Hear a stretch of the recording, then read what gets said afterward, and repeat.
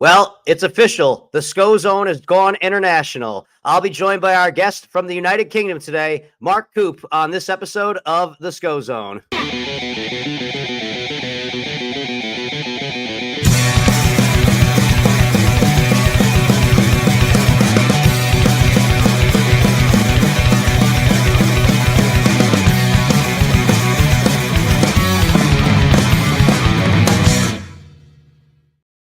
All right, everybody, welcome to the SCO Zone. It is your host, Ryan Schofield, coming at you from the DeGen here on a Monday afternoon. I'm not sure when you'll hear this. We could be talking about plenty of stuff that happened in the NFL yesterday. We could be talking about the exciting World Series matchup, but that's not what we're here for today. I am here to have our international guest over here. We are going to be bringing on Mr. Mark Coope. Mark, welcome to the SCO Zone. How are we doing today? We're doing really well, Ryan. How's yourself? I'm just getting the piss and vinegar flowing through the veins today. I just went to the gym. I haven't had any coffee yet. So believe it or not, this is me pre-caffeine. Pretty high energy guy here, but Mark and I'm on a little place where I go to find guests. Mark was somebody who reached out to me. I give everybody a shot. I'll be honest. I'll say, judging a book by its cover, I was like, okay, what's going on here? Mm-hmm. Then Mark, I got on the little chat with and couldn't understand a word or two of he said. And I thought maybe, is this guy drunk? But then I found out he's just over in England, correct? Yeah, I'm not drunk. I'm just English. Well, I mean, aren't they kind of interchangeable terms though, or is that more of an Irish thing? There's certainly two words you can use in the same sentence. That's for sure. There's only two words you can use in the same sentence. There are certainly two words you can use in the same sentence. Drunk and English. Well, I guess I think the Irish do beat us on that one. But you guys are more sophisticated about it. Like we're kind of like the rough and tumble, kind of like is that a fair assumption, or I don't know. I'm kind of here to learn from you a little bit. Yeah, I think you could call us sophisticated, aloof, or whatever. I mean, we just have a crazy accent and we act very posh. It's very okay. I know it just so it seems like you guys are so well spoken, whereas the Irish just kind of like even over here we're not exactly there's a big rift over here. Like I'm from a town that says mostly it's like half Irish, half Italian, and it's like you can't have two more opposite cultures. But then, strangely enough, all the guys just married each other's sisters, so now they're all just kind of blended families. At least it's not the brothers. Oh, Jesus. Okay. So we're off to a good start here. Yeah. Well, I mean, at the end of the day, my mum was Irish. My mum was completely Irish, but she lived in Oldham and she came over to Oldham when she was about 14 or something like that. So, but she lost her accent. But you could see it in certain things. You could hear it in certain things she said, like she instead of saying three, she'd say tree. Now, Mark, I just have to clarify right there. Actually, just real quickly, I just realized something. When you said at least they're married each other's sisters, and you said the brothers, you meant marrying each other's brothers. Is over in America, the brothers can mean something different. No. Yeah, sorry. No. I just wanted to clarify that one up so I didn't have so I don't get vilified too bad. No, I still laugh at your joke regardless. So, where have you gone? What's up? I'm back. What happened there? You're back. Okay. Maybe could be a connection thing. Oh, okay. It looks like Mark's having a little bit of a connection issue here. So we had our first little, international thing. Again, the thoughts and opinions of the guests on the SCO Zone do not necessarily always reflect the host. But Mark is sounds like he's a bit of a ball breaker. I'm gonna just kind of riff a little bit while Mark gets himself situated. I'm gonna message him real quickly. This is. Everything was going so well. I had, a great guest, two great guest appearances with no technical difficulties. We can always edit these out. So I'm still going.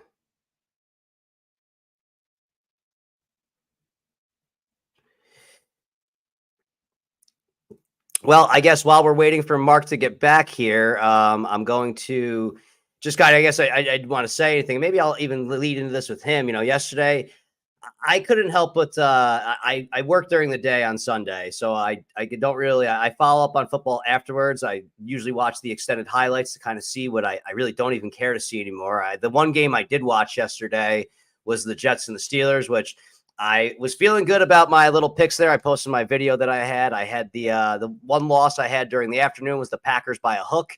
I had the Packers -2.5 on my contest picks. Thankfully, I bet them on the money line on a parlay because I got the 3. Mark said he's just going to be back in 1 second. But yeah, I lost by the hook on that one. And then, I should have listened to my own self on what I said about the Jets. I said the Jets have been like 1 or 2 plays away from winning a bunch of games, except for the first one. And, maybe they were going to turn it around. But in reality, it just must have been that they're just not as good of a team. We're back with Mark now. Mark, okay, it was probably internet connection over there. Not sure how the Wi-Fi is over across the pond.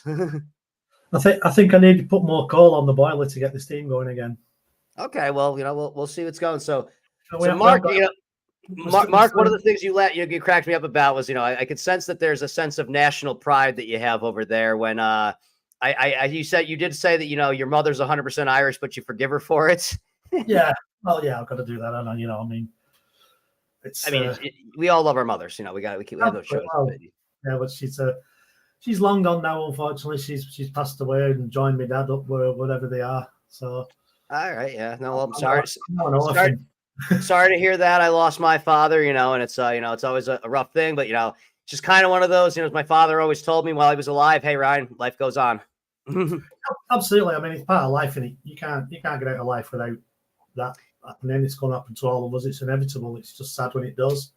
It is, no one wants it to happen. And I think that what happens, though, is with some people, and I can even use myself for an example, maybe we can even lead this into some things we're going to talk about with you, is people who have a little bit more going on that maybe they're not willing to really go into, they'll use that as their crutch that they walk on a little bit. I know I did this myself. I was a bit of a mess. I was basically an alcoholic, and I just kind of, okay, father died. Cool. I can use that as my excuse now. Yeah. You're right there. It is a people are finding 1,000,001 excuses for justifying what they do, as opposed to actually finding 1,000,001 reasons for not doing it. And I was the same. I mean, I just come through some bad times with PTSD and whatnot. Really, really bad times, almost to the point where I almost took my own life. But well, we're glad you didn't do that. You're here with us. Yeah, but or is it just a ghost? Now, I mean, and don't get me wrong. I mean, I've even, kind of, and this is something I'm more open in discussing on this forum is that, I mean, I don't think I was ever quite at the point where I would say the closest I would ever have been is that I was willing to let whatever happened. I just I let go of the safety nets that you put on with things. And I was just like, hey, if something fucked up happens, then it just was meant to happen. Even though it's not meant to happen, you put yourself in some bad spots there. Absolutely. And, I mean, I just went downhill. But the good thing is that I've got out of it, and I just love life at the moment. Life is incredible. Right. And that's what I want to have you here to encourage is that, it seems like you're, looking at, your little background here. It seems like you have a history in this and that, you're using your newfound lease, I guess I'd say, to try to help others, which is kind of what I'm trying in a roundabout way to do on this show. Absolutely.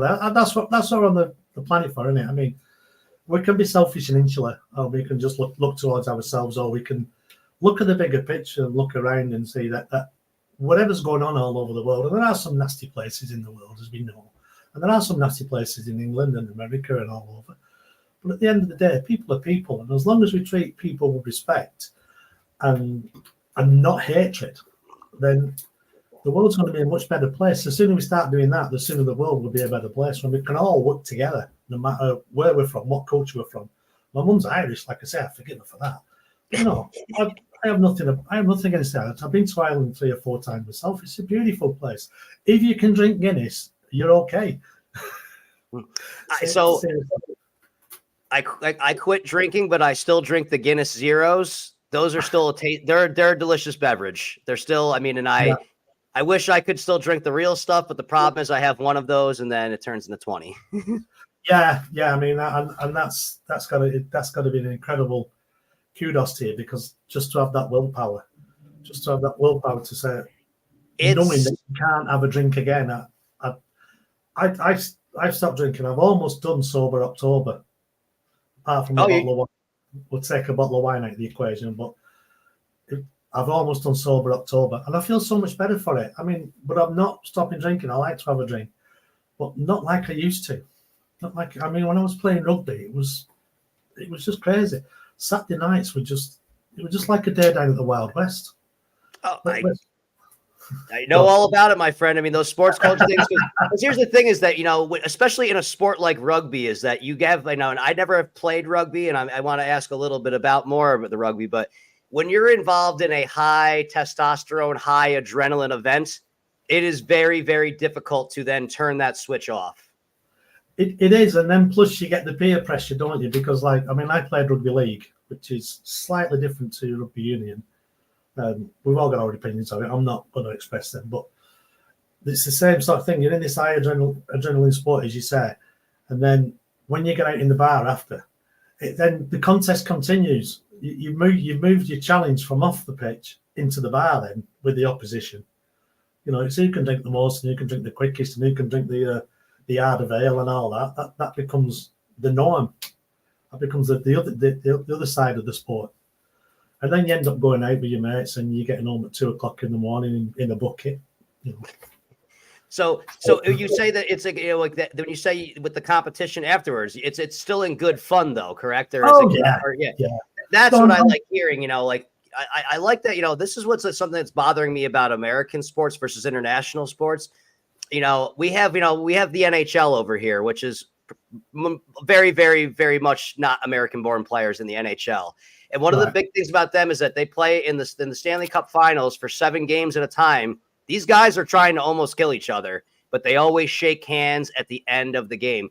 We have over here, we have guys who act like petulant childs as adults. They walk off the field. They want to start a fight when they lost, or they'll never want to talk to another person again. And, I've always had the thing. I just play recreational sports right now where it's like, even when I did play sports, you have until the walk off the field to get it out of your system. Once you walk off the field, it's over with. That's, I never have. I can't say that was always the case when I was an immature teenager, which who wants to still do what they did when they were a teenager? Like when somebody says, I've always done it this way, and I'm guilty of this myself, you're just admitting to not growing as a person. Yeah. No, the rugby, the violence, shall we say, the energy, the testosterone, that's all left on the field. You come off the field, you shake hands, and it's like, you might have a black eye, you might have a broken nose, you can have a few bruises, but whatever happened on the field stays on the field. You come off, and it's like, well, let's go and have a beer. It's crazy, really. and we've lost that one too. It's kind of like now again, I don't know how things are over there, but like I'm somebody, I hung out in the bar scene a lot, and like this even kind of passed before I was younger, but like the older generation than me, it would be, hey, if you and somebody got into an argument and the words started getting too intense, hey, you two need to go outside and figure that out. Yeah. And then that was it. That was the everything was over that they're there. We don't do that anymore right now. One, people do get hurt, obviously, or they which they bring themselves up to, but now it's always what's going to be the backlash of this. Okay, I beat this guy up. Now who's going to come after me? Kind of thing. And it's made it to where you just mind your own fucking business now. Like, that's the same over here. It's very similar. When we used to go out on a Saturday night years and years ago when we were playing rugby, and I'm talking 30 years ago. You go out, you have a few beers in town. Yeah, you're getting a bit of a ruckus with people. You have a bit of ride, might perhaps occasionally a few punches were thrown. I was always too knackered to fight after a rugby game anyway. But now you're going to look out for knives. You're going to look out for bottles. You're going to look out for all sorts. People just use weapons all the time now. It's just we got guns over here, man. Yeah. That's one thing. That's one thing that shocked me. That every time I go abroad, and particularly when I've been to the States about 6 times, that's what always took me about it. I felt so intimidated. You'd walk past someone like, security guard, and you'd be there with this gun about this big, or so it seemed it was this big. I know they're not. It's like, oh, I'm not doing anything. I'm just walking past you. But you don't seem like a guy who, that's isn't to me, because just in talking to you, or at least the perception that I made of you just in a brief conversation, what I gather is that you don't seem like somebody who gets intimidated too easily, or, you do, you one of the things that we have on here is you're a jiu-jitsu instructor. So ultimately, yes. if somebody just wants hand-to-hand combat with you, you're not intimidated. No, but I will back off.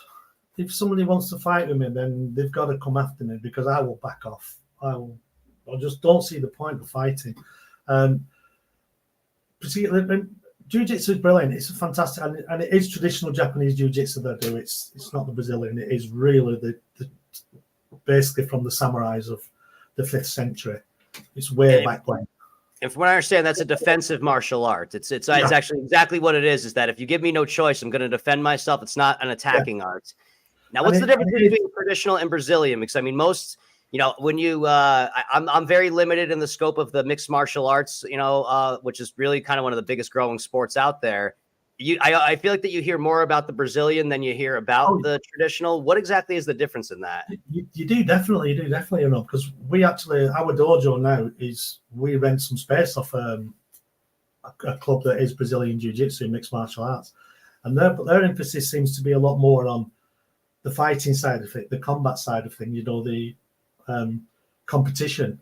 So the training physically hard. The actual moves they do are impressive, but they seem to what we do limited. It's about taking somebody down, taking the leg down. This is how I understand it from what I'm watching them. Taking the leg down, getting them on the floor, grappling with them on the floor. Now, what we do, what I teach, particularly with students, is don't even get involved. If somebody wants to cause trouble with you, back off, and as soon as you get a clear space between you and them, turn tail and run. Run as fast as you can, make as much noise as you can. But we have a lot more, should we say, weapons in our armory. The throws we do, to get up to black belt, you're going to have to learn about 100 different throws, over 100 different ways of throwing somebody or putting somebody on the floor. We don't literally, what I teach basically to my students is if someone attacks you, you do a block and you break their arm. No messing about, break their arm. Hit them in the solar plexus. Punching the solar plexus, you're going down, no matter who you are. Sorry. What I was going to ask you is that, you did see me. I sent you the video of me in somebody's dojo. Now, for starters, for me with having no form, how do you think I did? Well, that just goes to show the futility of it all, really, doesn't it? You could be a first dan, a second dan, a 10th dan. But if somebody gets that first punch, and in your case, the knife strike, you're out the ball game anyway, aren't you? Don't matter who you are. If that knife comes in, and as you landed it, what's the guy going to do with half his stomach ripped out?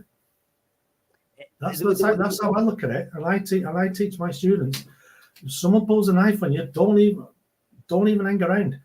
I always ask them what's the best defense against someone with a knife attack, and they'll say, "Oh, your arms, your legs," and I'll say, "No, back off, get a distance, turn and run.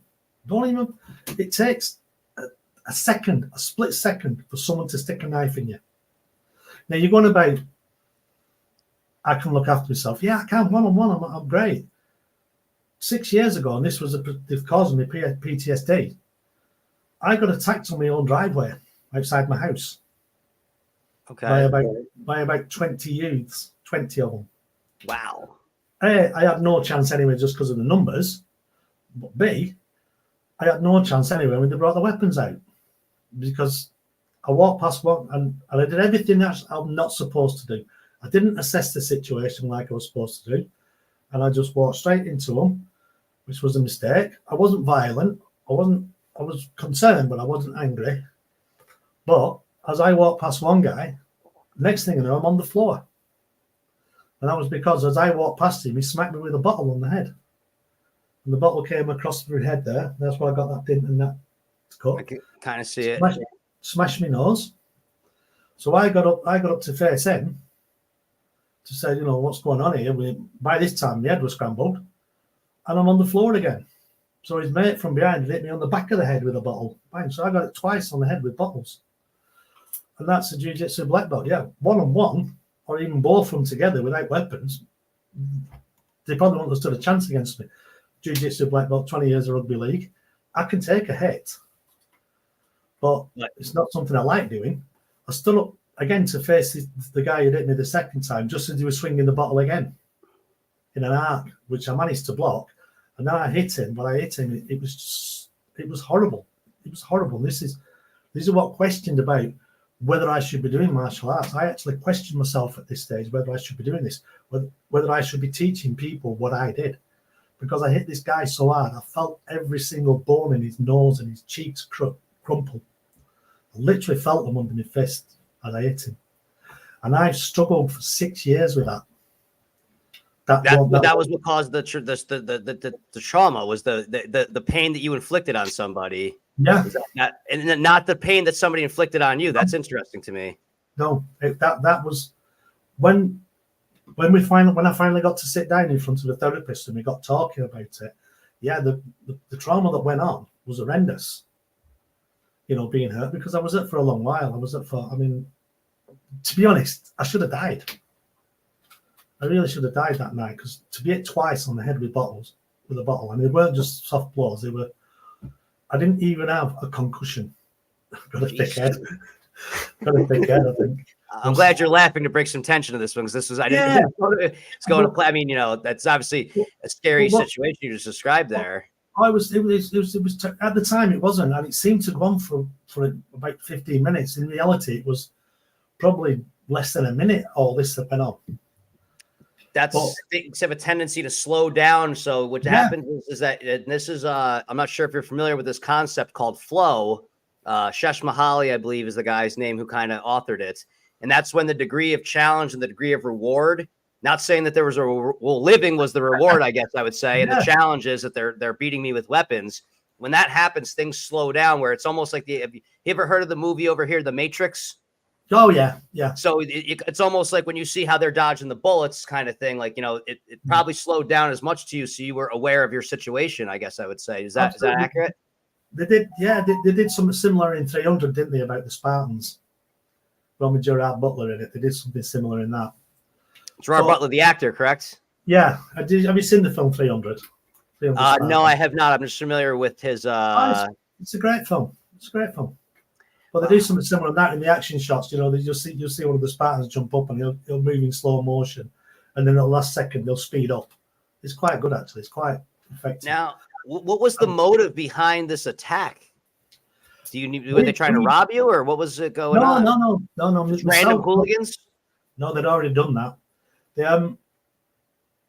My wife and my eldest daughter, we'd gone to a friend's 60th birthday party. We'd left our 14-year-old at home, Shannon. We'd left her at home with 4 of her girlfriends, and they were just having a scary movie and pizza night. And I don't understand that either. I don't understand why young girls want to watch scary movies. Well, anyone wants to watch a scary movie. Come on.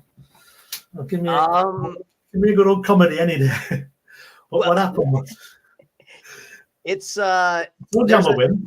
And I can't understand this one either, Mark. There was a little bit, I'm not sure whatever makes it across the pond. We know with the internet, we're all connected now, which is a good thing and a bad thing. We can talk about both sides of that if we wanted to. But there was a question out there. If you were a woman walking in the woods and you saw a random guy, or you saw a bear, which one would you be more scared of? And women said that they would be less scared of the bear than they would be of the random guy, which is just very, very interesting to me, that a bear versus the average guy is they're more scared of the average guy than a bear. Yeah, I can understand that to a certain extent, because I can see where they're coming from on that, but I don't know. If it's Yogi, you'd be all right. If it's Yogi Bear, you'd be fine, won't you? Or Pooh Bear, but if it's a grizzly, I think you might be in a spot of trouble there. But I can understand that. So what had happened was they're having this movie in pizzas, which we'd left them the money for.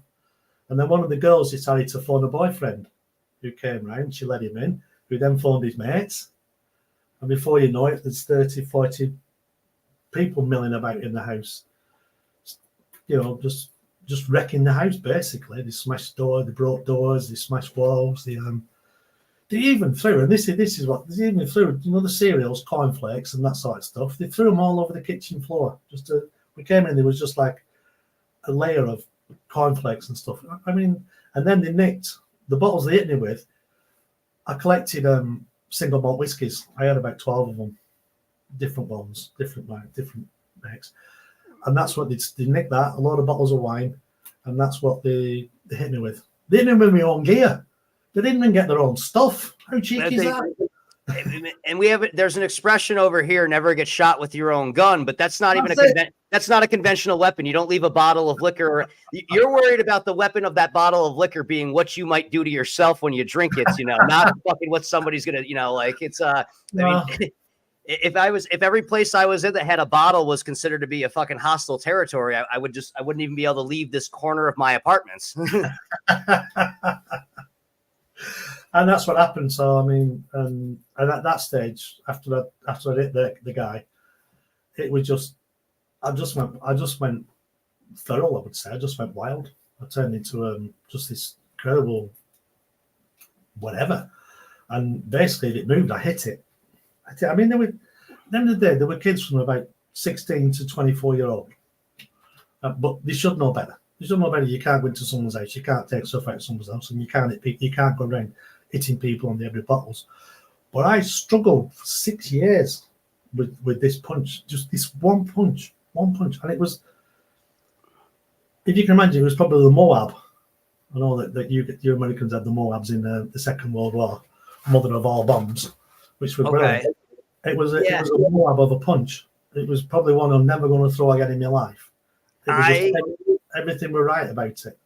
I know this. I mean, it's actually, when you said this, it just triggered a memory of me, and I'm going to be very vague because, I don't want to, the person, if he ever was to listen to this, to know I was talking about him or anything, but I had a buddy who ended up in a circumstance where it was a couple guys were attacking his friend. And this was, again, it sounds like that alcohol was the big thing that's going to be in common. Those guys had drank those bottles, correct? Yeah, they drank them, but I think they still had some left in them. They were drinking it. Right, they were drinking it. And then what happens is that with drinking, as I realize, is that, there's the two voices on your shoulder, the good voice and the bad voice. And when you get the drinking, the bad voice just makes sure that the good voice goes away.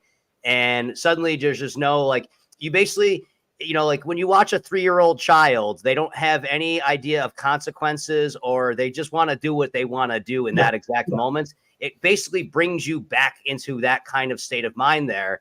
But this guy ended up, people had jumped one of his friends, probably because this was a guy who looked like he was a big guy, but what it really wasn't. He was one of the most harmless guys we knew when I heard this story.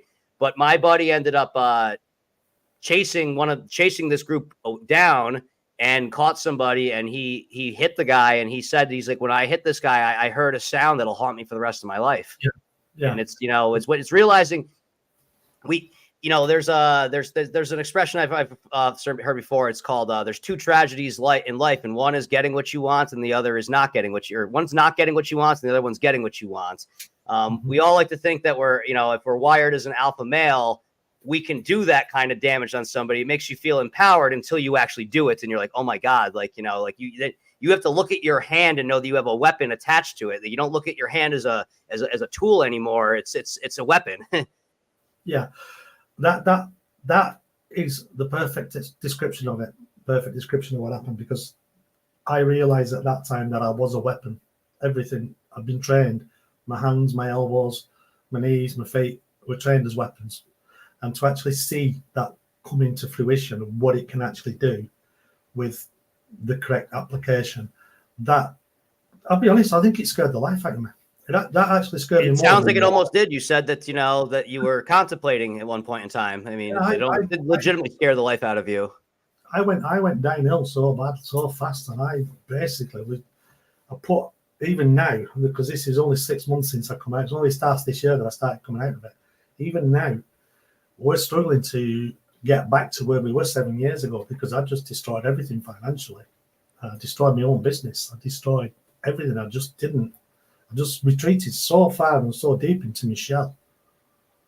I don't mean Michelle the lady. I mean my shell. Yeah, your shell. And I got you there. But thanks for the clarification, though. So I thought I'd better put that way. Deep in Michelle is not a bad place to be. No, but I'd end up in the divorce courts. But well, yes.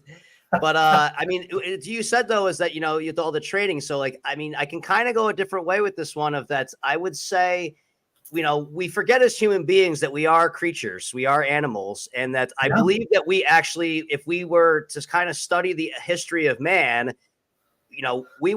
our inherent nature is to do that, and we've been kind of trying to program ourselves out of it. So it's like, all of the way that you raise a child. I mean, if you just let a kid run free, he's going to do some bad things. It's, what we do is when we're raising them, I mean, I've never raised a child, but I just think back to how I was, it's the whole, no, don't do that. Like kind of this training and teaching to not act on impulses more or less, because our impulses are usually not good when we get into that part of the brain. Absolutely, but that is supposed to be what sets us aside from the animals, isn't it? The intelligence factor that we're supposed to have that sets us aside, that we don't do this because it's bad. I mean, an animal would. I mean, we have an husky. And that's why when we watch reckless behavior here, over here, if you call an unruly group of people animals, they call you racist. It's like, well, but I mean, it's like, I can understand the connotations that come from that one, but at the end of the day, that's animal behavior. And whether it's white or black or, brown, yellow, whatever. I mean, whenever a large group of people is doing malicious behavior, they're behaving like animals. Absolutely, yeah, because they lost all human rationale, haven't they, at that stage? I mean, it's just like the football fans of the 70s and early 80s over here. I mean, that was incredible. That was just, well, the 80s and then all through the 80s, really. I mean, that was just so intense. Every football game every soccer match going on. It was all about, it wasn't about the football and the supporters of footballs. It was all about territory. We were coming into your territory and we were going to stay here. We were going to take your territory. And that's what it was about. The violence in the 80s and 90s. I mean, I don't know whether you got any shots of that over at the time. And it was horrendous. And that was something I had talked about with you, where it's like, we're in America now here. Now, like, I have yet to log on to Twitter yet today, but I know when I do log on to Twitter, I'm going to see videos of the NFL games from yesterday. And I'm just going to see a couple of people beating the shit out of each other, or possibly not just beating the shit out of one guy, something like that. And it's all going to be because they're wearing a different jersey. Yeah. It's really what it all boils down to, or something like that. Or anything that started from that incident is going to be because that guy wore a different jersey, or that guy likes something I don't like. What's strange, and what we talked about when we were with you, is that, or it's meant when I chatted with you briefly earlier, is we've got this big, giant, fucking massive land over here. So, like, the cities are all a couple hundred miles away from each other. Whereas in your neck of the woods, or in your part of the world, there's a couple hundred miles that all of these are in. So it really is territorial. Like, we know when we have high school sports, here, that's like the distance from my high school and our rival high school is the difference between a rival professional club and a rival, professional club over there, if I'm not mistaken. Correct? Yeah. I mean, you've got 92 professional league clubs in England, in the space. And that's the size of what we call New England over here, which is, a couple states that are kind of just all checkered around there. It's a consolidated mess, I guess you would say. It can be, yeah. So when you get, like I'm a Liverpool supporter for my sins. Yesterday was Liverpool played Chelsea at Anfield in Liverpool, but there must have been 2,000, 3,000, 4,000, 5,000 Chelsea fans there. Now that's a big group of people. All right, there was 50, 60,000 Liverpool supporters, but that's still a big group of people in one area to cause trouble, if they wanted to cause trouble, that have to be managed. But they're finding now over here now that it's not the older people, like it is the teenagers that are causing the problems. Well, because what happens is that the teenagers and I noticed this happening there, is that I think that there was a period of time where that stuff was a bit more organic in how it happens. Now it's that, I am going to this, therefore I must do this, is kind of the attitude that happens, is that like, we're not real fans unless this happens. We have to make this happen, kind of, too. It's manufactured animosity, I think I would say, to an extent. They don't even know they don't actually know what they're upset about. Yeah, no, it's planned, isn't it? It's all planned, if say like one team's playing the other, team A is playing team B, they contact each other. Where are you going to be? Well, I've heard of that. I watched some good, interesting stuff on YouTube during the pandemic. I had nothing but time to explore curiosities, and I kind of got into a little bit of the hooli, where it's like a sanctioned event. Like, hey, we're going to meet in this field. You bring your best 20, we'll bring our best 20. And that, at least, as ridiculous as I find it, at least that is somewhat okay, because we've got parameters established here. It's not a free-for-all.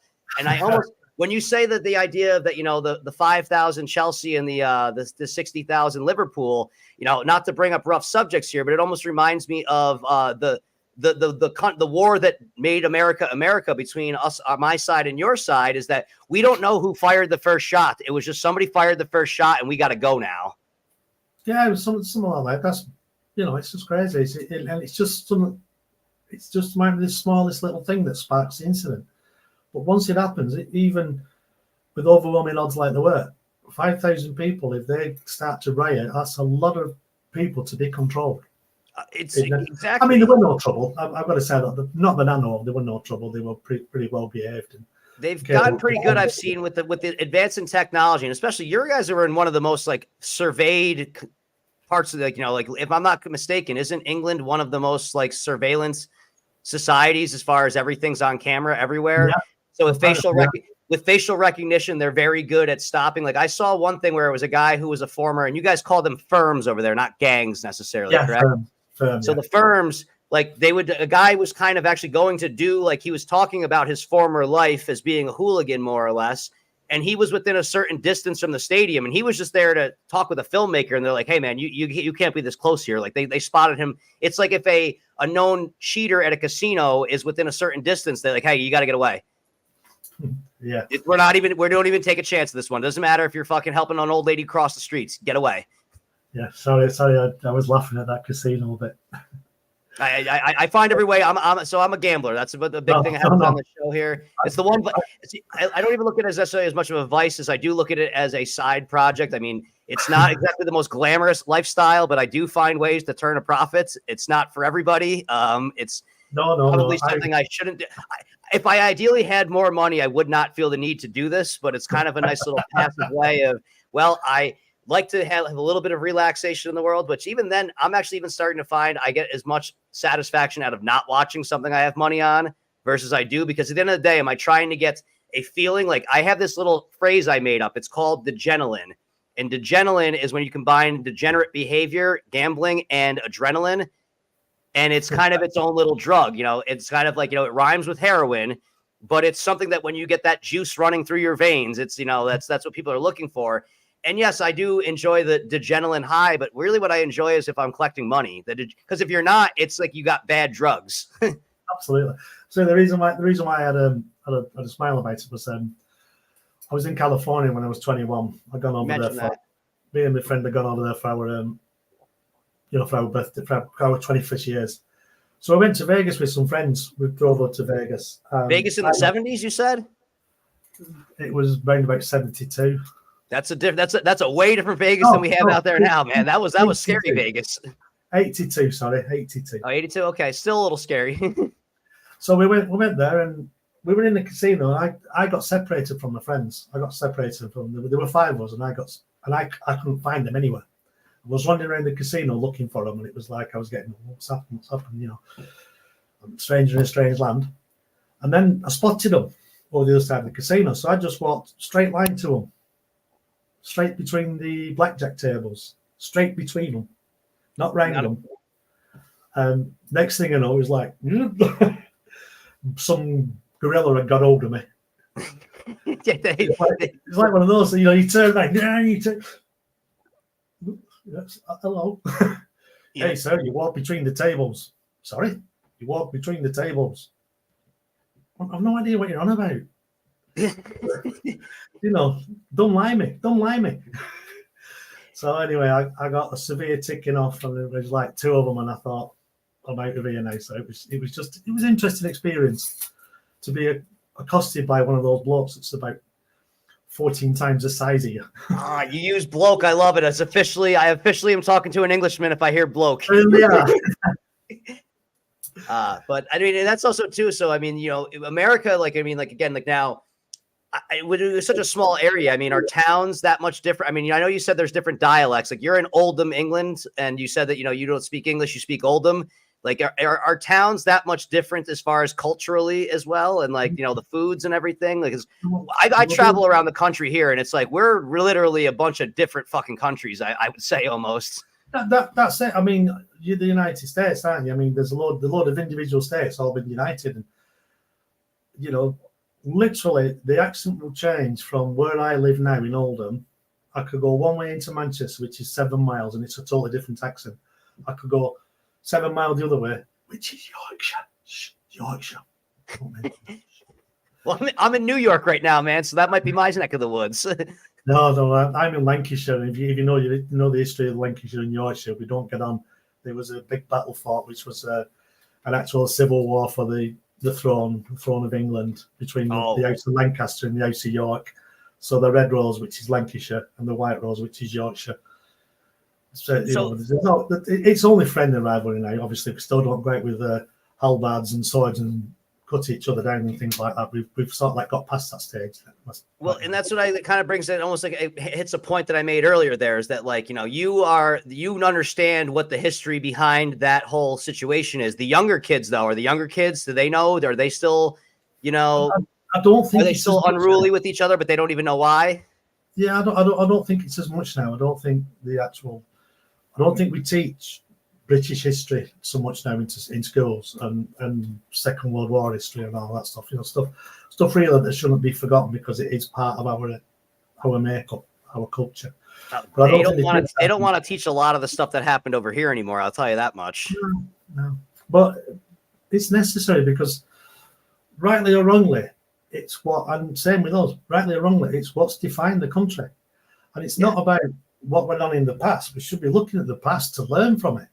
We can't move on until we know mistakes, until we can see the mistakes we made, and then when we change them, that's when things change. Not by forcing people to change. You can't force people to change.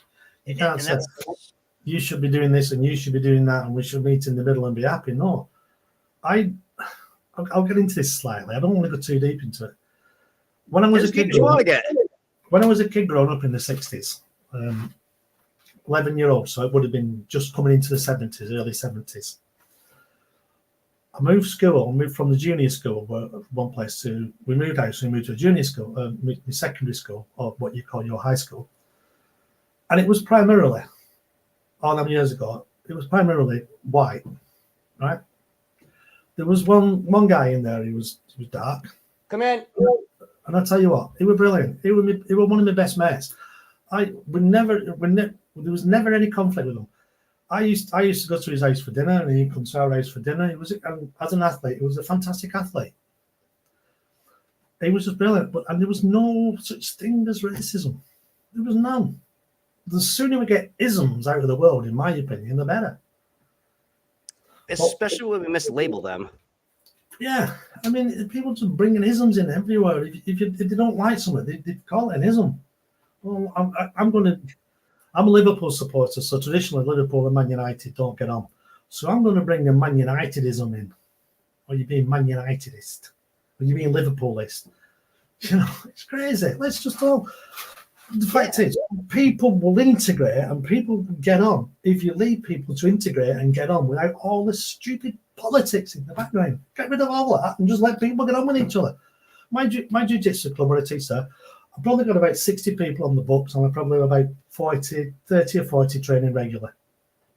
The majority of it is Muslim. So what? And from what I understand, that's kind of a contentious situation over there, but it's kind of like I'm sorry to cut you with this one, but I was thinking, you ever see the movie Rocky? You ever seen the Rocky movies around here? Rocky 4, one of the greatest speeches ever. If I can change, you can change, we can change. Yeah, it's better than 20 million people killing each other.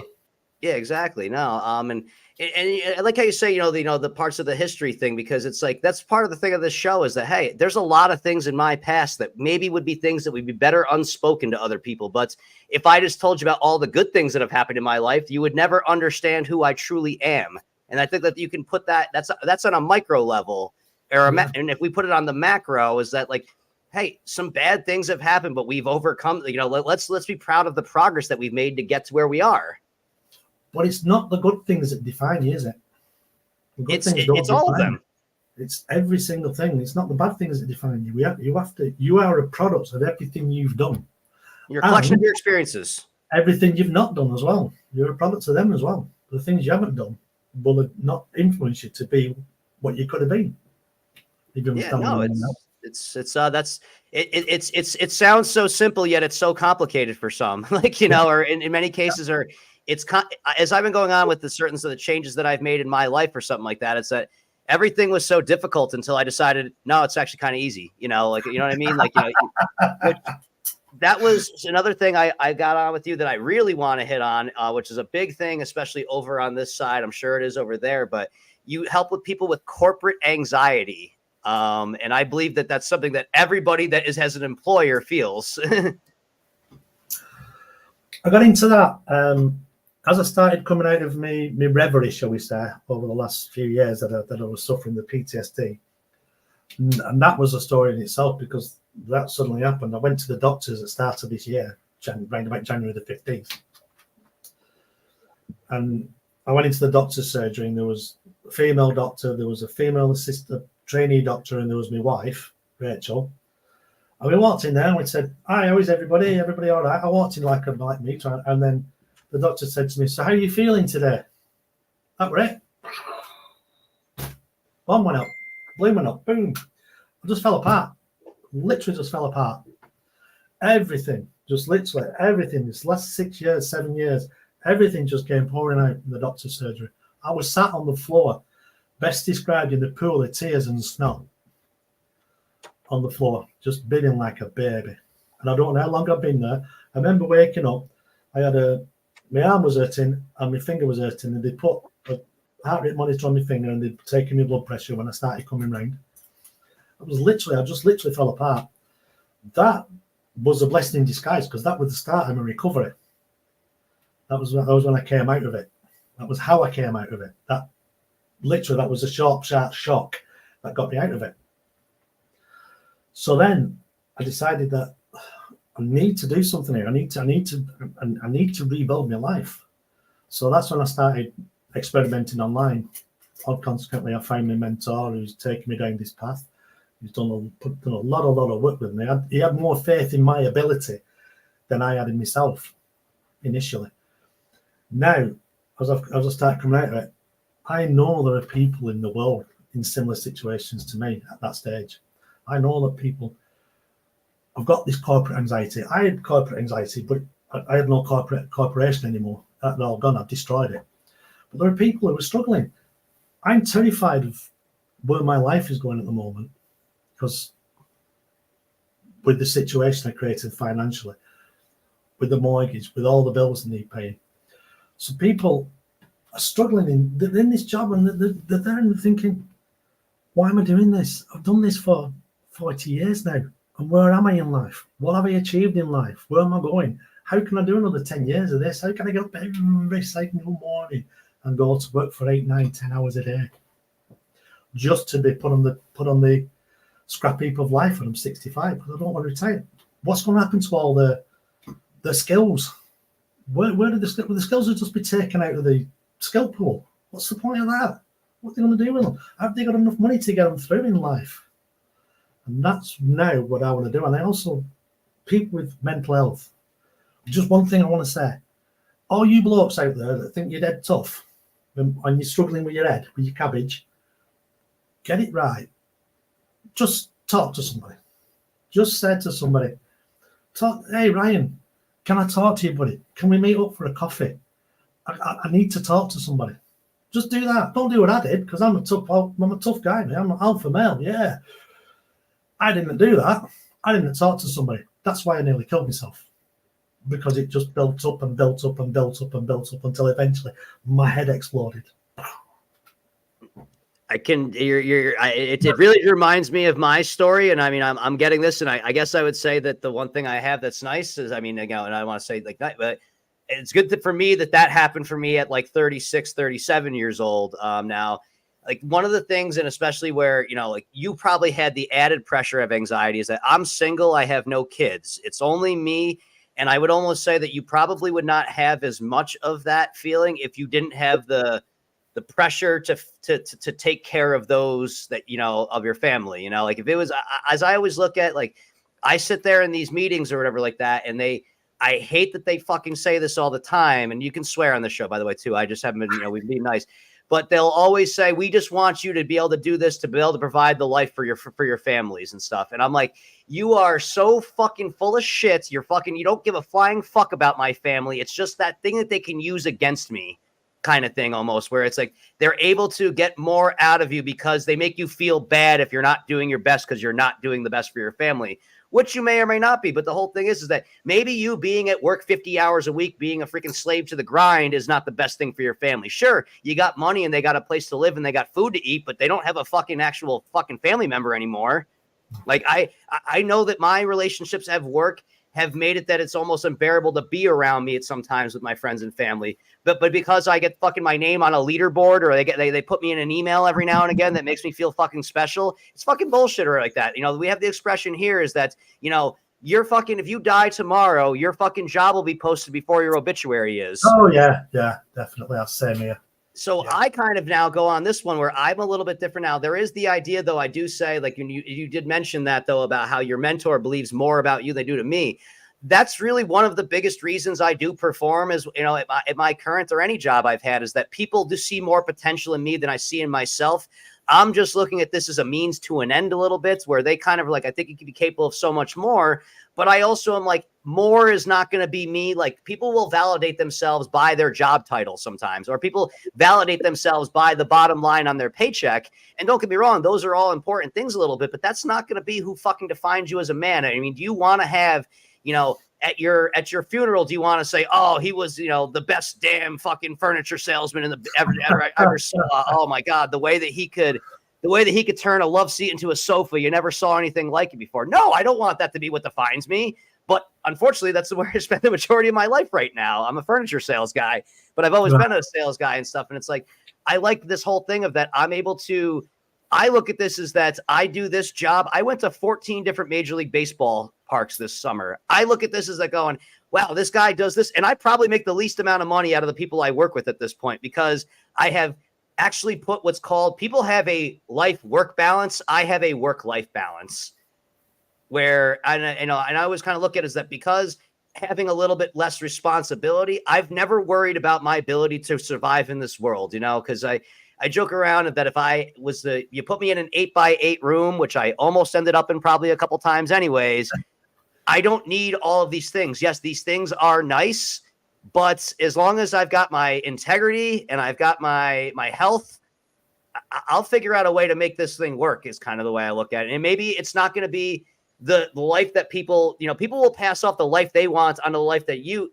want. Like, you know, like I remember a friend coming over to my house and saying, oh, why don't you get a bigger TV? And I'm like, I got a TV that works. I can see. Mm-hmm. What do I care about how much bigger it is? You know, like and that's, I mean, I'm not a religious guy necessarily, but I do find lessons in that, like the Bible is that, you know, don't covet thy neighbor's wives, don't covet thy neighbor's goods, is that I don't care about what the guy across the street has. I just care about what I have. Yeah, absolutely. Too many people get into the keeping up with the Joneses, if that's an expression you've ever heard of. And I believe that that's the stem of their anxiety a little bit, where, I mean, the idea that's, you know, I feel like that sometimes that people will make threats that they really have no meaning. I'm pretty good at calling someone's bluff or whatever like that, where it's like, you know, I use this as even an instance when I've dealt with people in law enforcement or people at work. If somebody tells me they could fire me or they could arrest me, that means that they can't, because if they could, they would. Yeah. And it's, you know, maybe there is maybe I am a charming enough guy that they just don't want to, but that's me getting a fucking ego about myself. I'm not that special. Like, really, that's the whole thing, is I've always kind of, and like, you know, I do have high esteem for myself in some senses, but I think that everybody needs to realize you are special. You're just not that special. There's a fine line. You need to balance on that one. Absolutely. And you're totally right. And I mean, people spend their entire lives living by the committee of them, the little voice in the head, the neighbors, their in-laws, the brothers, the sisters, the siblings, and people saying, you shouldn't be doing this, you shouldn't be doing that, you should have this, you should have that, or by this stage, this should be done and this should be done. No, life don't work like that. My life is my life, and your life is your life. We live our lives how we want, as long as it's legal, moral, and ethical, what we're doing. What's it matter whether you've got a small TV or your car's 20-year-old? It doesn't matter. It wasn't even a small TV. It just wasn't a huge one. Sorry. I didn't need to put a magnifying glass. I know, but but that's the point of it. It looks small to you, but I'm like, well, in the grand scheme of things, 42 inches is kind of big, you know, like. Well, as long as we're talking about TVs now. Yeah, well, 42 inches in other places. I mean, you're scaring the village away. Absolutely. But there'll be one girl that'll be dumb enough to want to do it. Oh, it always is. It always is. there's to me, it's how you live your life is entirely up to you. But I also think that people want to change but don't know how to. They've got so stuck in a rut, because I was stuck. I was probably in the bottom of the Grand Canyon in the wagon rut, right at the bottom. I didn't think we could go much further down. Well, the thing is that I had through my own experiences, and I can see it, and it happens with a lot of people, of that's part of getting better is admitting that you were wrong. And a lot of people don't like to admit that there are people that will go the rest of their lives doing things the wrong way because they don't want to acknowledge that they've been living the wrong way. Yeah.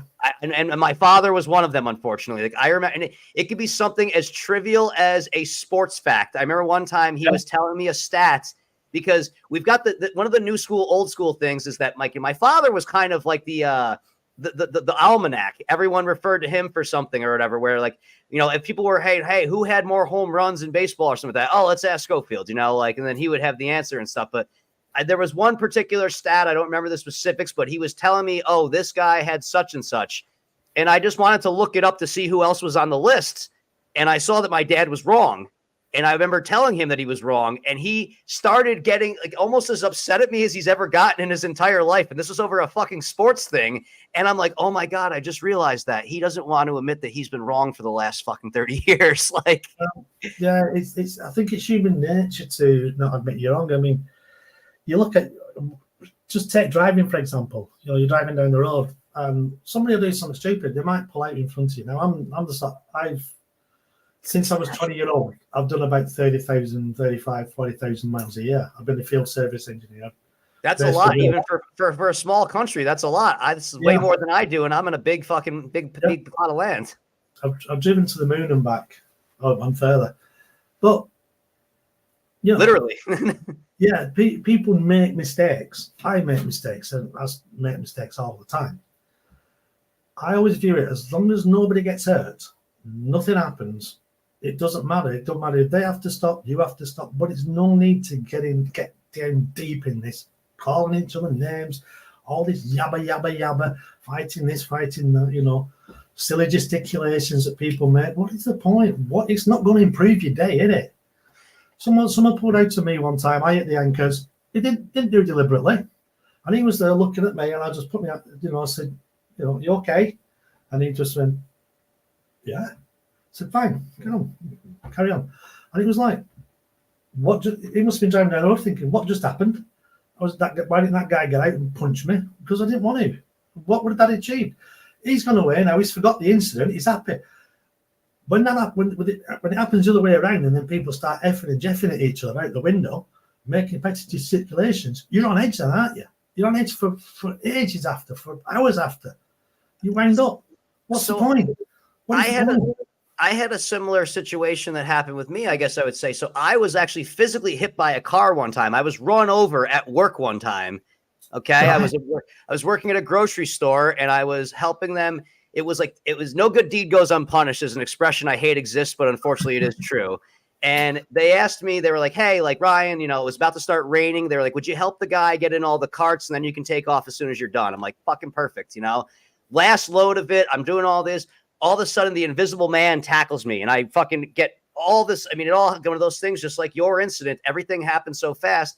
This elderly woman, I think she was like 73 years old or so, had run over me and then actually drove back over me. And then it wasn't until somebody yelled at her to stop. She came to a complete stop on my leg. I don't know how I didn't break a fucking bone. I snapped a ligament in my knee. But and after this came about, it turned into this whole thing of that, like, you know, obviously I needed to, you know, get some restitution out of this one. I was out of work for an entire summer, and I maybe, you know, all of this, but once lawyers got involved, I'm like, I'm not trying to get the biggest price tag. I'm trying to get, you know, some fair value out of what I lost out on. And my biggest thing is I don't want this lady to drive again. That's my biggest thing about this. If she was incapable of realizing that she was running over another human being, maybe that's the only thing that would be worth more money to me, because guess what? It wouldn't happen again. Like, maybe, you know, that's one less thing to worry about, I guess. Something needed questioning there, didn't it? and I mean, yeah, but I ended up getting a couple $1,000s out, which was, you know, probably the worst thing that happened to me, actually, because I just turned 21 years old, which meant I could legally drink over here. So I had a really, really fun semester at college, or you would call it university over there. I think I was everybody's best friend. That's definitely beer o'clock. That. Oh, it was the beer, it was the whiskey, it was whatever we can get our hands on over here. But no, and I mean, I even look at that right now. I think people they mistake their sources of enjoyment with their sources of entertainment and displeasure. Like there's a lot of things that are very, very stressful behaviors that people think they are enjoying. Yeah, you're right though. I mean, people actually enjoy. I think they do. I'll use the classic one. You play golf over there. I don't, but people do. But so, like, people, I swear to God, that people that get upset on the golf course are like the fucking, I mean, aside from actual criminals, are some of the worst human beings on the face of the earth, where it's like, look, you're in the middle of fucking nature right now, hitting a fucking ball at a fucking hole. And just because you suck at it, you have to fucking make everybody else's life around you miserable. Like, cause I know it. I was that guy before. And I'm like, well, like I have to admit that I was an asshole, which is not easy to do, but I'm like, oh, fuck, it's like, like, why would I do that? Like when it's like, there's some guy right now that's got it way worse than me, that if he was playing a fucking shitty round of golf, he would call that the best day of his life. Yeah, absolutely. It's the perspective thing. I mean, like, even like, over, and we have a real problem with that over in America, and I'm not sure how things work over there, but it's like some of the worst people, I mean, some people create their own misery to an extent, but it's like, listen, the worst person off over here still has it better than like 99% of the people that ever walked on this earth. Yeah, but there are a lot of people, seriously, that I haven't had to chase a squirrel around so my family could eat ever, like. Yeah, with you on that one.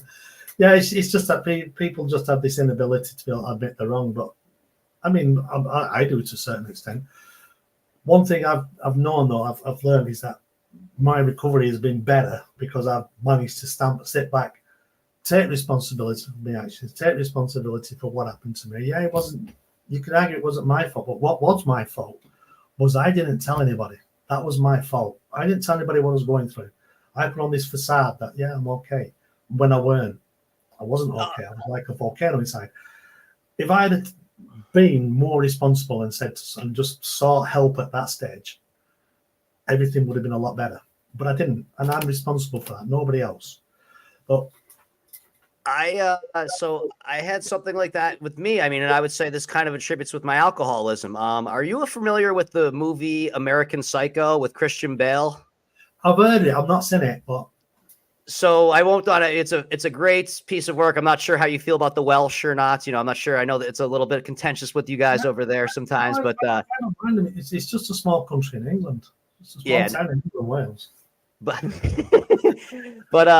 So one of the points of this thing is that the guy is essentially living a double life or whatever like that. So I had the whole thing of that. I was able to put on this good mask of that, okay, people knew I partied, I was never ever, high to do that, but no one knew the extent of it. It's like when I eventually told people that I, how bad I was, people that thought I had a drinking problem didn't know that fucking I was actually drunker than they thought I was, like, it's like, hey, you think I drink a lot when I get to the bar. You should have seen how much I had before I got here kind of thing. Or the fact that I would bounce from bar to bar to kind of be like, okay, not one individual place is gonna be like, I think that guy's got a real problem. I mean, they would be like, he does, but like not to the extent they knew about, or maybe they did. But when I actually came clean on some things, because that was what it is I was storing all of this kind of grief and whatnot and just all the stuff. And I just remember having this like 3 or 4 hour conversation with, she's not my stepmother, but she was a woman that my father, was his life partner towards the end of his life. Yeah. And I just remember I nonstop was talking. And I mean, I think that she needed she had PTSD from just the conversation of hearing that, like, oh my God, this guy's been dealing with this and all of these collections of things like that. And then finally for me, when I actually had to do the thing where I had to check myself into a detox center, nothing worse than having your mother with you in the fucking emergency room when they're telling you your son's got a 0.29 BAC and whatnot. And I'm telling her all of the events that have led up to this, which are not things, but if I had never told anybody and I just said, hey, I had a rough weekend type thing, that would have been, it would have never, ever helped me get better. I had to tell her some very unfortunate things about her son, some stuff you probably wish that she never heard, but it was like me getting that cleansing of the palate helped me do that thing. And then even when I was telling people, like I remember, because part of the reason I do the detox thing, I'll be honest, was because I was worried I was going to lose my job. we're back to the corporate anxiety thing of that, I'm not even was worried about myself, Ryan Schofield. I'm worried about the guy who was UN 10790 or 1076, which is, my number in the company kind of thing. And I remember telling my one boss, and he was like, we didn't realize that you had such a problem or anything like that. I'm like, it's not like I wasn't crying this out there like that. It's just that it was easier for you to see what you wanted to see out of me. And that's kind of one of the themes of that movie, American Psycho, is that it's just easier for people to see what they want to see out of you. Mark, as I'll be completely honest with you. I was actually thinking about when, knowing a little bit about your background from the brief time that we talked, I was like, oh, you're probably one of those guys that I would love to see a video of online where I'm not even kidding. This is an exact thing I said. I'm going, you're one of those ones that a group of young kids goes to fuck with, and then they find out that they're fucking with the wrong guy. And then 5 minutes into this conversation, I find out that is something that actually happened to you and was actually the worst event of your life. So it's kind of like, I wanted to see you as one way, as, oh, this guy's a fucking alpha. You don't want to, and then I got, okay, but big guys cry too, I guess, Yeah, they do, but usually in silence and in solitude, and that's the problem. And I guess I would say the analogy we have to do is that you have to almost you almost lose yourself. You said you cried into a million tears and you found yourself in a puddle. You almost have to become that puddle so that you can remold yourself into the person that you need to be.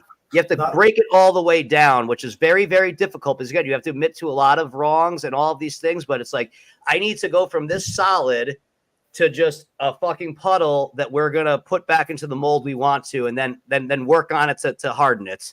Yeah, I described it as you have to turn yourself inside out. Yeah, that sounds painful because it is. It is. It was very, very painful. I remember walking out of the doctor's office. I was just so low. I was almost a broken person. It was like I was so embarrassed. I was so guilty. I felt, like you said, an alpha male. 6 foot tall, ex-rugby player, jiu-jitsu black belt, big guy. But I've never been a nasty person apart from when I was on the pitch. But all of a sudden, I was just a shell. I was just a broken man. I was nothing. I was worthless. I had no value. I had no value to the world at that time. I wasn't contributing anything. I was just taking up oxygen, basically. I was an oxygen waster. Well, that's like a lot of I can relate with this one of that. I'm not sure, again, if you follow a lot of hockey. I know that's not really a big sport over there. Oh, I like hockey. The problem is hockey, ice hockey, it spoils the fights, doesn't it? Well, they're trying to take that out of the game now, and that's where I was going with this, is that there's a role on the team that's just known as the enforcer. The enforcer, yeah. And those guys are some of the ones that they have the most exactly what you just hit on right there, that their role in this universe is not their real role in the universe, but the perceived role of them is that you're the one that fucking has to go out there and do the dirty stuff or like that. It's like, hey, You're going to have to fight this guy tonight. It has nothing to do with the final score. You have to fight this guy, though.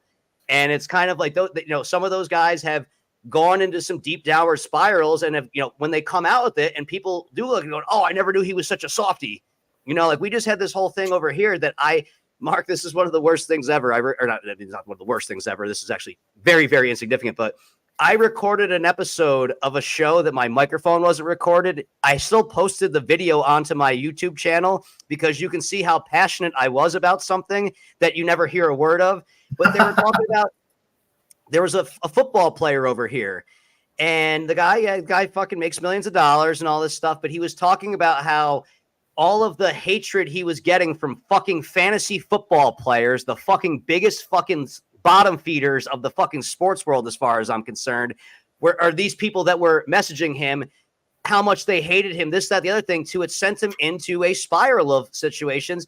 And it wasn't until he talked to a nephew of his who had a leukemia that he actually got out of this rut of himself. And when they posted this article about this, I'm looking at the comments section, or someone's like, oh, cry me a river with your millions of dollars. Or, hey, he's getting me 15 points a week now, so I don't care. And I'm like, that's a fucking human being. Like, what, are you serious? Like, it doesn't matter how big, tough, even the toughest guys can, once that mental illness starts, you don't really have any control over it. Once you get something in your head, it just spirals and spirals and spirals out of control. I actually called it the entity that was living in my head. It was like a demon, a being that lived in my head. But that slowly, that just grabbed it, just pulled. It was like an attraction force for negative energy. Anything people said that were negative, not just about me, about themselves, but particularly about me, or about the weather or whatever. It just pulled it all in. It just poured all this negative energy into my head, and it literally just fed off that, and it got bigger and bigger and bigger until it eventually took over my persona. And that's where the demons came from. That's what created the demons. That's what created I could feel them just constantly saying to me, "You're useless. You're useless. You count for nothing. There's no point you being here. Your wife doesn't love you. Your kids don't love you. Why are you doing this? Why are you still here? You might as well just come and join us. Just do what you need to do. You know what you need to do. Just do it." And that's again, we're really connecting a lot here. So I'm glad you said that you said that it was talking to you. It's really like, if you're around a negative person, like there's the idea that, like if I always say, if you're around 5 millionaires, there's a good chance you could become the 6th one. If you're around 5 fucking lowlifes, there's a good chance you become a 6th one. You effectively have an inner monologue that if you're in that mind space, you are constantly having a conversation with a negative person. And it's just negativity is just going to breed the negativity. Now, there is irrationally positive people, which that's also a little bit, I mean, were you ever familiar with the comedian George Carlin? No. Oh my God. He was an American treasure. I'm not sure he was, but he talked about with self-esteem, how like it doesn't resolve any criminal, it doesn't make you any less likely to be a criminal. He's like, because it turns out very violent people think very highly of themselves, but there's a dangerous line of that one, of that you do have to be humbled a little bit, but you can't, you can't always feel too good about yourself. You can never feel too bad about yourself. There's a fine balance there, because if you start telling yourself you are the greatest, you can also go too far away with that one, is kind of where I'm getting at. But you do need to have some positive encouragements, but not. Absolutely. It's like the book Think and Grow Rich by Napoleon Hill. That is all about changing the narrative and getting the positive affirmation in there. Start talking to yourself like you want to be spoken to, not saying, "Oh, I'm a failure, but you can do this. You can be what you want to do. You can achieve what you want to achieve." It's just a matter of change. Once you can change the narrative and the programming, like if you've got a computer and you put a load of bad things into it, you badly program it, it's not going to work. You put garbage in, you'll get garbage out. But if you put good stuff in, you'll get good stuff out. And the little voice in your head, the little man inside your head, or woman, or whatever. I think I've realized. Sorry, yeah, or I think I've realized actually what it is now, though, too, is that you have to tell yourself you're great. But if you're the only one telling yourself that you're great, then that might be a problem. It might be. If you're the only one, because there's an expression that I follow. There's a guy around here. He says it was a Walter Payton quote. He was the all-time leading rusher in the NFL for a while, until Emmitt Smith broke his record. And his quote was that if you're good at something, you tell people about it. If you're great at something, they tell you about it. Yeah. So it's, you do need to have it, because you need to put yourself out. You need to believe that you're good. But if you're not getting any, you do need a little bit of verification from somebody else. If you're the only one telling yourself you're good at something, eventually that's kind of a slippery slope. I think you do need to get somebody else needs to recognize that. It's kind of the whole, if a tree falls in the woods thing, and there's no way there to make a sound. Well, if you're good at something, but nobody else knows about it, then maybe you're not that good at it. Yeah. It's like, it's very similar to the saying that, if there's 4 blokes camping in the woods and there's no women around, are they still wrong? I love that you guys still have. So you guys haven't gone. I mean, I don't say this, but like we have a big problem here with political correctness over here. Oh, don't even go there. You seem like, I mean, are you a one-off in that society over there, or is it pretty common to be able to make a joke? I guess I would say, like I loved. The one export we got from you that I loved is Ricky Gervais, when he just fucking absolutely obliterated fucking all of Hollywood. Like, he doesn't give a toss about anything, does he? And there's just nothing better than that. Like I had one of my favorite guests I've had on the show. You're up there too. Not that I've had a ton of them, but you're definitely a great conversation. I look forward to staying in touch with you. I'll say that much. But this one guy I worked with was talking about, or he was saying, if you're on a first date, I recommend you just shit your pants, because after that, everything's easy. And that's the ultimate I don't give a fuck move if you just shit your pants. Like, yeah, that's a good point. No, Ricky Gervais is political correctness. I think to a certain extent, political correctness is morally incorrect because it's a fancy way of saying fascism. Yeah, absolutely. That's a good way of looking at it. That's a brilliant way of looking at it. There are certain boundaries. We're losing the ability to laugh. If you can't laugh at yourself, how can you laugh at? Everything now, you see all these comedians in the 70s and 80s, they did stand-up comedians. It was all about it was the right people, the Irish, whatever. It didn't matter. Did anybody actually get offended over all that? Did the Irish get offended? They were constantly in the limelight. Well, and I'm not knocking the Irish because, like I said, my mum was. Yeah, no, it's all good fun. For all I know, I'm English. For all I know, I'm Irish. Who knows? It's a weird, it's a weird world over there. Somebody screwed up across a border. It's like the narrative that's coming out of everywhere now, the media, all the media. It's just all wrong. It's not a true reflection of life, in my opinion. We can't have a laugh. We can't have a joke. You can't say this. You can't say that. You can't say the other. We have one of the guys who comes. His daughter trained with us at the jiu-jitsu club. He's from Pakistan. He's a great guy. He owns a jewelry store in the local, just a couple of miles from us. His daughter's a junior black belt. She started from zero and she got a black belt. Now she's training. Now she went up to working up to a shodan. And I tell you what, you can have such a laugh with him. You can, and he's the worst one for it. He's the worst one for the racist jokes. I love that, and I love that that's always the case of that. People can laugh at themselves. And that's really when I was growing up. There was a camaraderie of that. It's like, hey, if you play on a football team, an NFL, like a American football team. You got I played high school for a little bit, and you got fucking 70 guys in a locker room that are all from all different walks of life. And that's kind of the way that keeps us all humbled a little bit, is that, we're going to make nothing over the top, but we're going to poke fun at certain things about each other. And that's what's going to keep us together. It's like with your brothers, you fight with them and you laugh with them at the same time, Yeah. When I played rugby, we used to have an award called the Dick of the Day.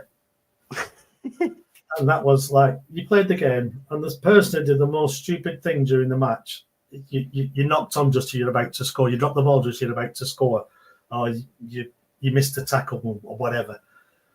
It was you're the dick of the day. But that meant you had to get the first round in. Yeah. We have that here. If I play slow pitch softball. If you strike out in slow pitch softball, you're buying drinks. That's just And honestly, I think more people have struck out because of the pressure of that than actually how easy it is to hit a ball pitched at 15 miles an hour. Or, I'm not sure what that converts to over in kilometers per hour or not. But I think I know miles an hour is perfect for me. I think I'd be buying a few drinks if it were me. So as I would kind of say that I grew up under an expression that was sticks and stones may break my bones, but names will never hurt. And then all of a sudden they started going, no, names do. The thing is that if they do hurt you, you need to let the person know that they do, but you can't be I have a buddy he's a fucking just known antagonizer. And then one day I just said, you know what? I'm not going to let him get a rise out of me. And then you know what happened? He stopped fucking making fun of me because it wasn't fun for him anymore. Now that might be a little bit revealing of that guy's character, but I'm like, dude, if you just fucking ignore him, he fucking goes away. Yeah. But here's a question for you. Do you give offense or do people take it? That's a good question. Do I give it? No. Does somebody give offense? Does not particularly you. Does somebody give offense or does somebody take it? In other words, if I just said something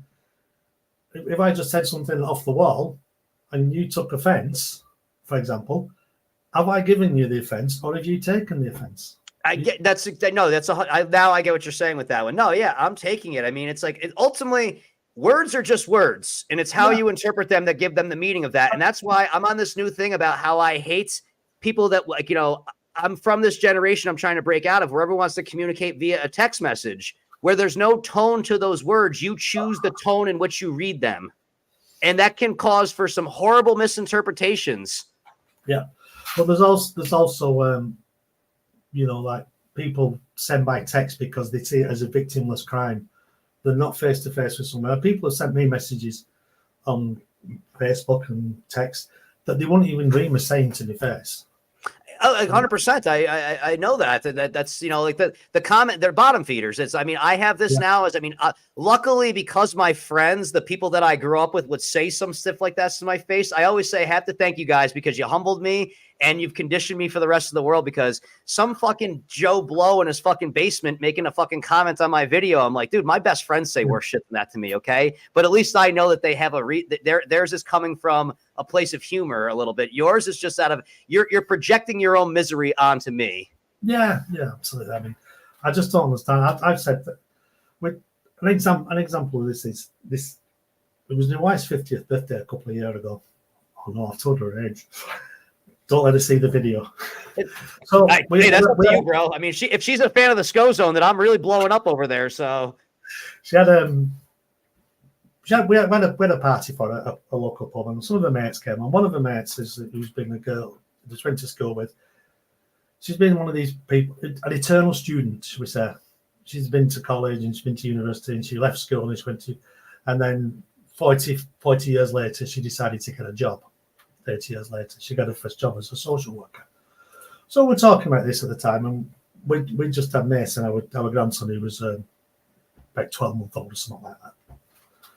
So we're just talking. I said, "Oh, it's great." She said, "How's life as a grandpa then?" I said, "It's fantastic. It's brilliant." I said, "Because I've discovered an old bylaw. I've done some research, and there's this old bylaw in Britain which basically says that as long as I'm with Mason, I can't get in trouble. You know, meaning if I draw on the walls, if we draw on the walls together, we can't get in trouble for it because it's Grandpa's rights. If we make a mess in the living room, we don't have to tidy it up because we can't get in trouble because it's Grandpa's rights.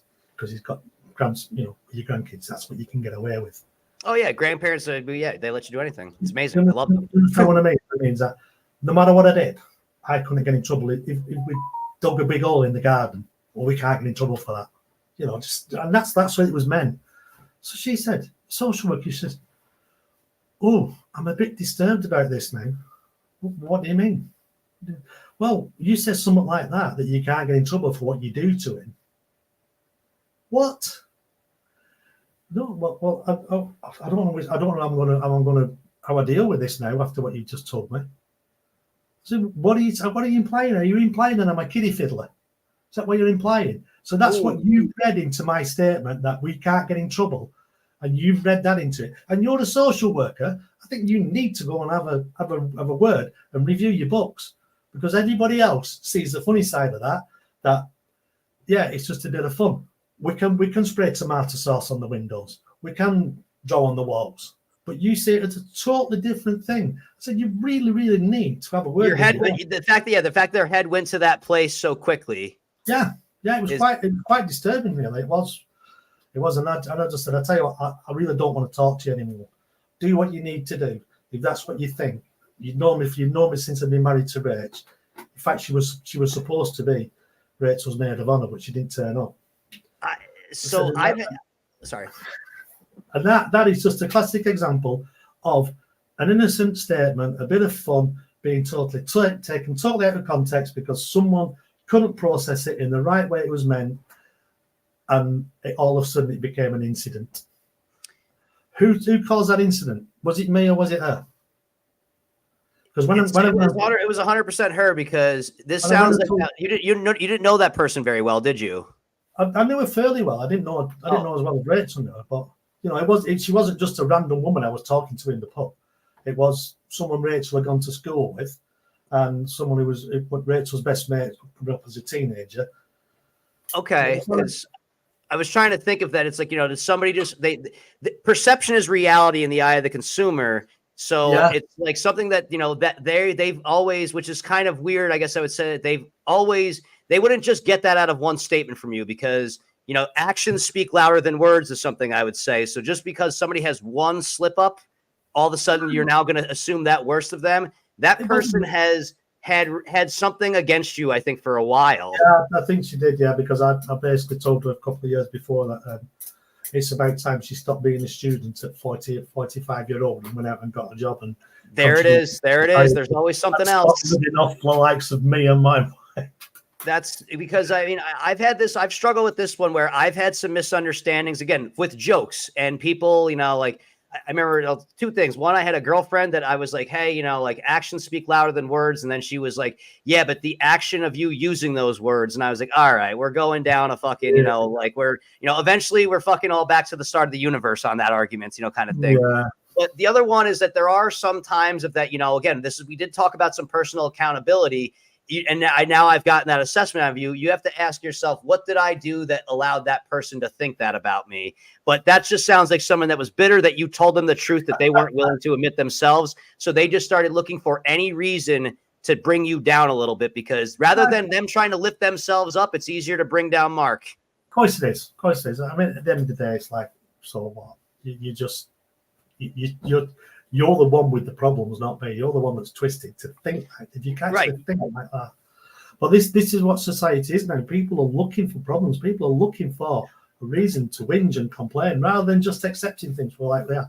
It really is. It's scary. If you really dive into somebody, you really give them some stick, and you really sort of like, you're aggressive. That's one thing. But just having a laugh and a joke with them, for goodness sake, chill out, folks.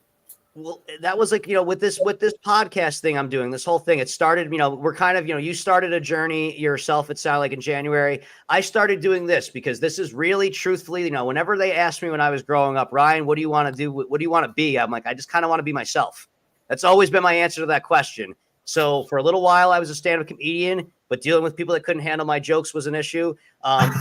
Being a salesperson is really just an extension of being a comedian, as far as I'm concerned. Like, I'm really not, like, when you think of a sales guy, you have a certain perception of that person. You're picturing a scumbag or like that. I do the whole thing if I try to break that wall down of like, hey, listen, I'm just the guy who has a job.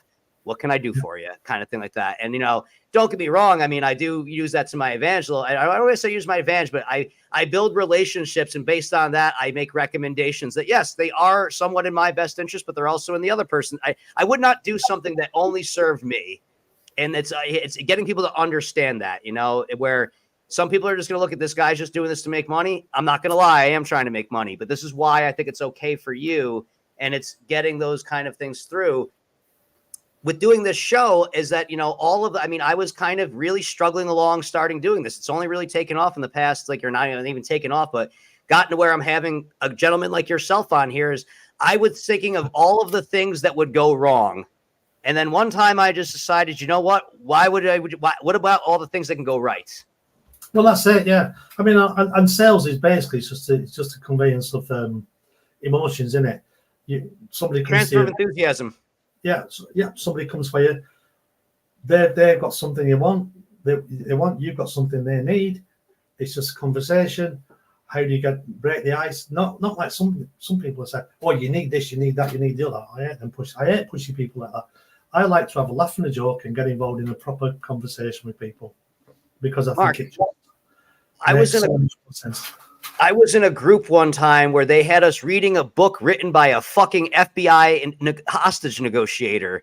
And they were talking about how we could apply it to our sales life. And I'm like, if I ever view fucking trying to sell somebody a cell phone the way I fucking view an FBI agent in an interrogation, what am I doing with my life right now? Like, fucking, I like to think of it as that, hey, let's go. Like, it's not a game of poker. Cards on the table. What do you want? What are the restrictions that you have of getting it? Let me know what I can do. Let me do some problem solving for you. I'm like, I know that you already know what you want, and I know that I'm just going to collect a commission off of this one, but let me do something for it. I might be able to solve a problem for you that you aren't aware of, or turn you on to something there if you are open with me. If you're open with me, I'll be open with you.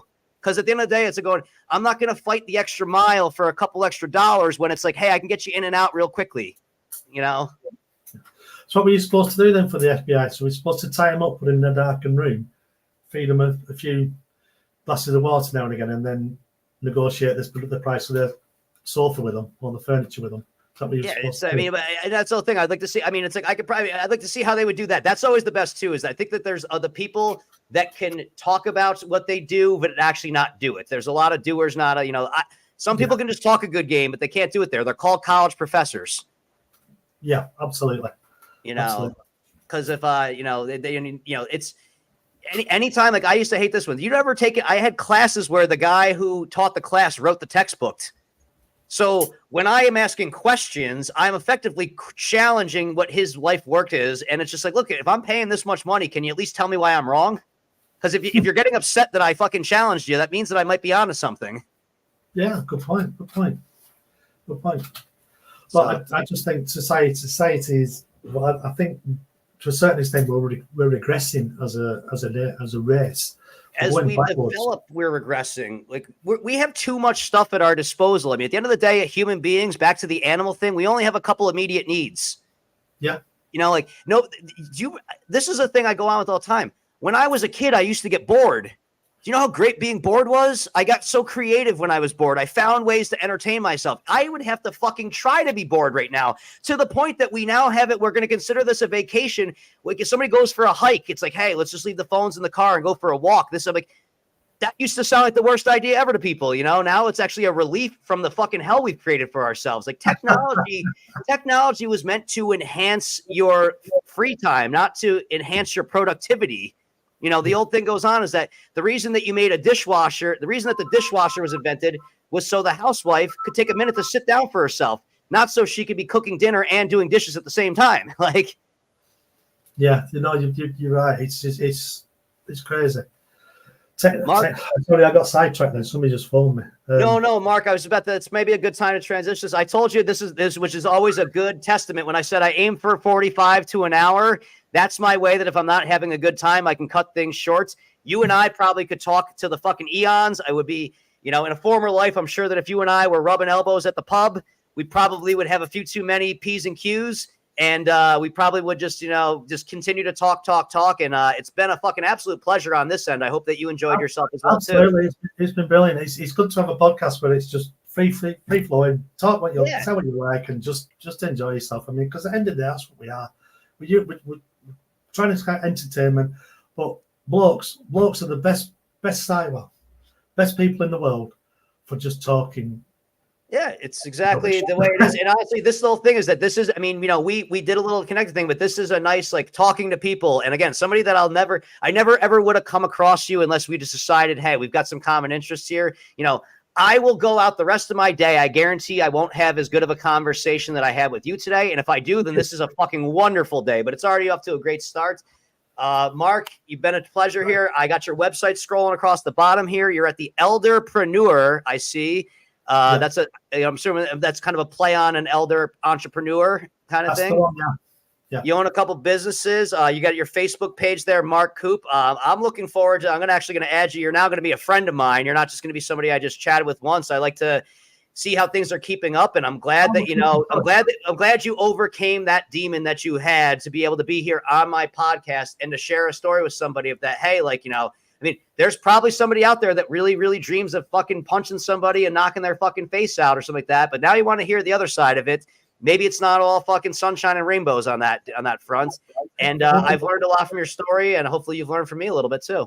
Yeah, it's been brilliant. It's an absolutely cracking way to spend an afternoon. Yeah, so you can say, hey, not all those Americans are as bad as you see on the internet, okay? I like America. I love America. I've been, like I said, I've been there 6 times, mainly to California. But I just love the concept. I just love, like you said, people aren't as bad. We're made out to be such horrible beings, but people aren't. I think take the politicians and the media out of the world, and the world will get on with itself. They tell us it's really that they tell you what to think. I mean, like you don't realize it, but they made us read the book. And when I grew up in high school, they made us read the book 1984. And it seemed so abstract at the time, but now it's like, okay, there's if you actually can critically think, which they don't teach you to do anymore, you can go, oh, there's the connections there. Like the 2 + 2 = 5 thing. I see so much of this shit going on right now. And to be honest with you, you said, we expand on earlier. I meant to mention this. We're more in control of our own destinies as people want to let on to. over here right now, there are people that believe their life will get better or worse based on who we elect as the president. Same shit, different pile as far as I'm concerned. Exactly the same. We just had a new government come in, and that's no different. They're sociopaths. They're only out for their own agenda. It's all for them to feel in power. Absolutely, yeah. They're not out to help anybody. They're only out there to help their own egos, as far as I'm concerned. And that's on a local or a fucking national level, or in some cases, a global level. Yeah, 100%, 100%.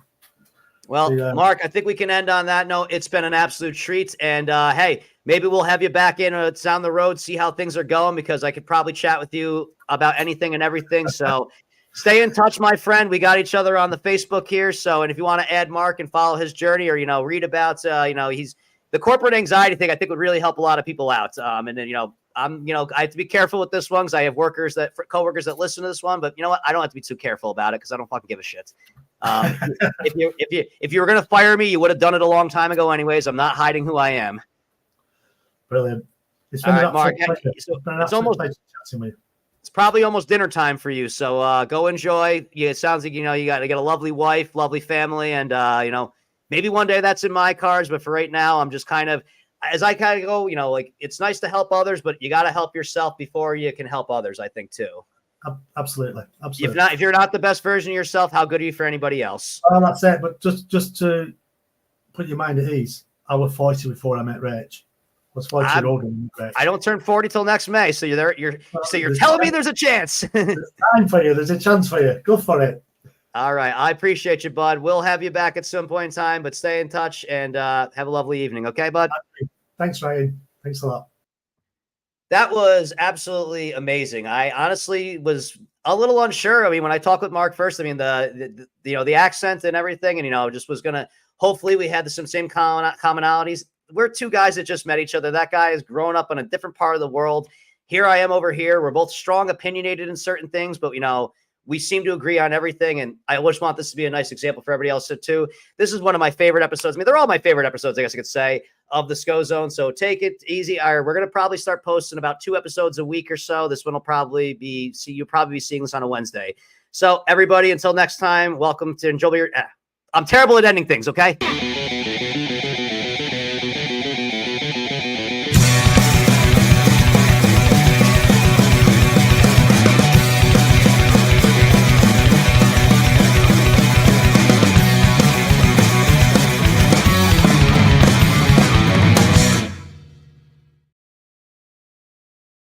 Like I said, I'm terrible at ending things.